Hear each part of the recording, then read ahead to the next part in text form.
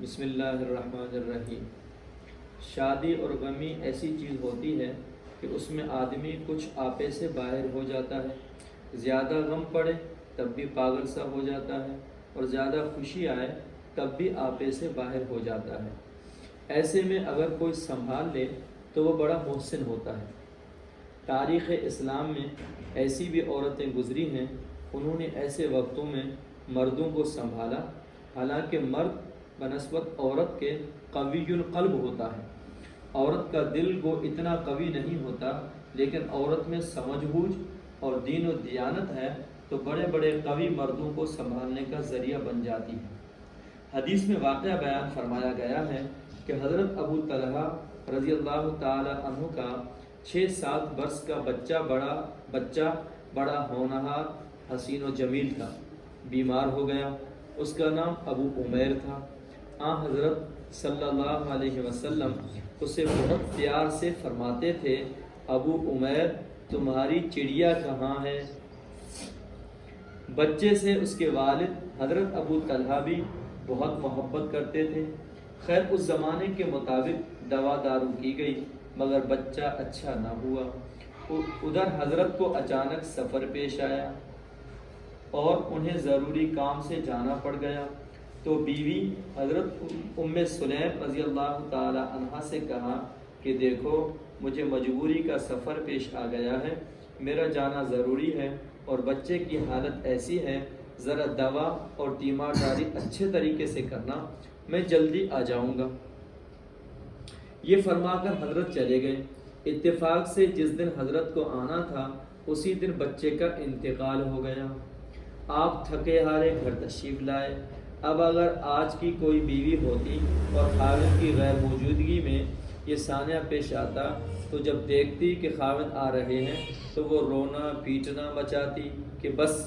حضرت ام سلیم رضی اللہ تعالی عنہ کی دانشمندی، دیانتداری اور ہوشیاری دیکھیے کہ شوہر کے آنے کا وقت ہوا تو اپنے غم سے پھٹتے دل کو سنبھالا اور صورت ایسی بنا لی کہ جیسے کوئی غم ہی نہیں ہے، اور بچے کو اندر لٹا کر اس پر چادر ڈال دی۔ حضرت ابو طلحہ آئے تو جیسے عرب کا دستور ہے بیوی نے بڑھ کر استقبال کیا۔ انہوں نے آتے ہی پوچھا بچہ کیسا ہے؟ کہا الحمدللہ عافیت میں ہے اور بڑی خیر ہے۔ غلط بات بھی نہیں کہی، اس لیے کہ مرنے کے بعد بڑی عافیت و خیر ہوتی ہے، تو ایسا جملہ کہا کہ غلط بھی نہ ہو اور خاوند کو تسلی بھی ہو جائے۔ وہ مطمئن ہو گئے۔ پھر انہوں نے شوہر کے ہاتھ دھلائے، کھانا کھلایا، اس لیے کہ آتے ہی صدمے کی خبر سنا دیتی تو ان پر تو غم کا پہاڑ ٹوٹ پڑتا، پھر کہاں کا کھانا ہوتا، وہ اس کے سوگ میں لگ جاتے۔ خیر حضرت ابو طلحہ نے شب بسر کی، صبح غسل کر لیا، تب اہلیہ نے کہا میں آپ سے ایک مسئلہ پوچھنا چاہتی ہوں، اس میں شریعت کا کیا حکم ہے؟ فرمایا پوچھو۔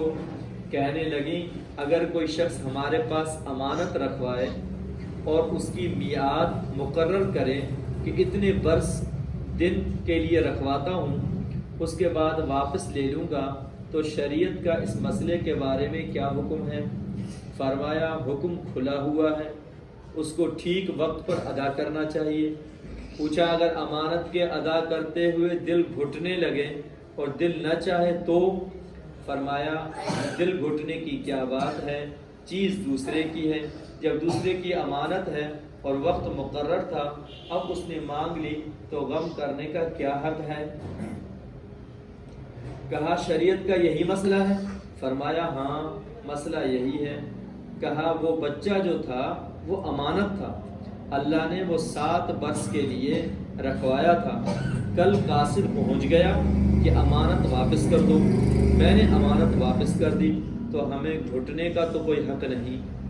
فرمایا نہیں ہے، اور بیوی کے ہاتھ چومے اور کہا خدا تجھے جزائے خیر دے، تو نے ایسی تسلی دی کہ مجھے بجائے غم کے خوشی ہے کہ ہم امانت ادا کر چکے اور بوجھ ہلکا ہو گیا۔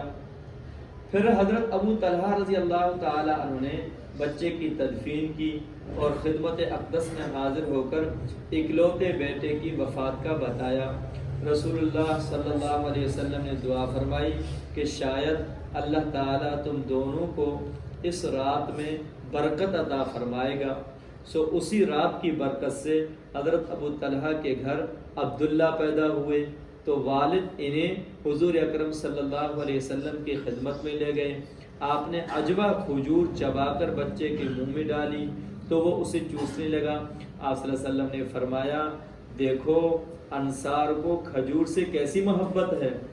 ایک تابعی بزرگ فرماتے ہیں کہ اللہ تعالیٰ نے حضرت ام سلیم کو 9 بیٹے عطا کیے، جب سب کے سب قرآن کے حافظ اور عالم تھے۔ یہ عورتیں ہی تھیں جو اس طرح سے تسلی بھی دیتی تھیں، مگر یہ ان عورتوں کا کام تھا جن میں حوصلہ اور دین و دیانت کا جذبہ تھا، اور اگر عورتیں رواج کے مطابق چلیں تو آنکھوں میں نہ بھی آنسو ہوں، مگر جب کوئی تعزیت کے لیے آئے تو منہ بنا بنا کر رونا شروع کر دیں گی، دوسری جو ملنے آئیں گی وہ بھی رونا شروع کر دیں گی، تیسری آئیں وہ بھی۔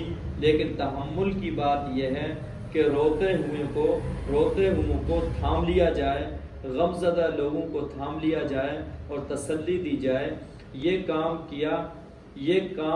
کیا تو مرد کرتے ہیں، مگر عورتیں بھی ایسے حوصلے کی گزری ہیں جنہوں نے مردوں کے غموں کو ہلکا کر دیا۔